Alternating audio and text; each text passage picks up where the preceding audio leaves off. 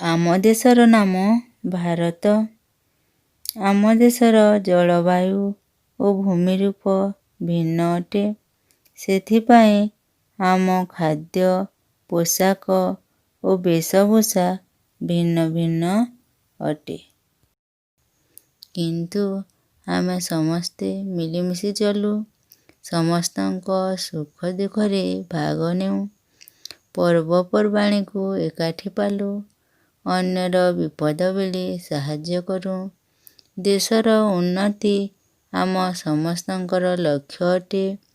ଆମେ ନିଜକୁ ଗୋଟିଏ ମାଆର ପୁଅ ଝିଅ ବୋଲି ମନେ କରୁ। ଏତେ ଭିନ୍ନତା ଥାଇ ମଧ୍ୟ ଆମେ ସମସ୍ତେ ଦେଶ ଓ ବିଦେଶରେ ଆମକୁ ଭାରତୀୟ ବୋଲି ପରିଚୟ ଦେଉ। ଏହା ହେଉଛି ଆମ ଜାତୀୟ ଏକତା। ଏହି ଏକତା ଯୋଗୁଁ ଆମେ ଭାରତୀୟ ବୋଲି ଗର୍ବ ଅନୁଭବ କରୁ।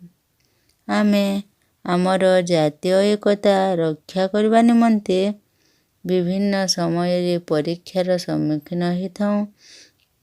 ଇଂରେଜମାନେ ଅତୀତରେ ଆମ ଦେଶକୁ ଶାସନ କରୁଥିଲେ। ଆମେ ମହାତ୍ମା ଗାନ୍ଧୀଙ୍କ ଦ୍ୱାରା ଏକଜୁଟ ହୋଇ ସେମାନଙ୍କ ବିରୋଧରେ ଲଢ଼ିଲୁ। ସେମାନେ ଆମ ଶକ୍ତି, ସାହସ ଓ ଏକତା ନିକଟରେ ହାର ମାନିଲେ। ଆମ ଦେଶ ଛାଡ଼ି ପଳାଇଗଲେ। ଆମେ ଆମ ଦେଶର ଶାସନ ଆମ ହାତକୁ ନେଲୁ ଓ ଆମକୁ ନିଜ ଇଚ୍ଛା ଅନୁସାରେ ଶାସନ କଲୁ। ଏହିପରି ଆମେ ଏକ ସ୍ୱାଧୀନ ଦେଶର ନାଗରିକ ରୂପେ ପରିଗଣିତ ହେଲୁ। ବହୁ କଷ୍ଟରେ ଆମ ଦେଶ ଓ ଆମ ରାଜ୍ୟର ସ୍ୱାଧୀନତା ସଂଗ୍ରାମୀମାନେ ଆମକୁ ଆମ ସ୍ୱାଧୀନତା ଦେଇଛନ୍ତି। ସବୁଦିନ ପାଇଁ ଆମେ ଆମ ଦେଶର ସ୍ୱାଧୀନତାକୁ ରକ୍ଷା କରିବା ଉଚିତ।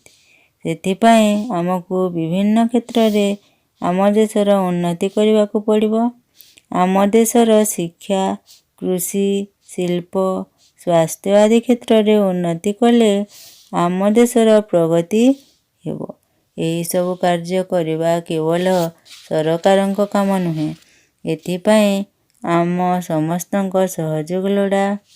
ଆମେ ଯଦି ଏକତା ନ ରଖି ନିଜ ଭିତରେ କଳିକଜିଆ କରିବା, ଗଣ୍ଡଗୋଳ କରିବା, ତେବେ ବାହାରର ଶତ୍ରୁମାନେ ସୁଯୋଗ ପାଇବେ ଓ ଦେଶକୁ ଆକ୍ରମଣ କରିବେ। ଆକ୍ରମଣର ମୁକାବିଲା ପାଇଁ ସରକାରଙ୍କର ଅର୍ଥ, ସମୟ ବ୍ୟୟ ହେବ।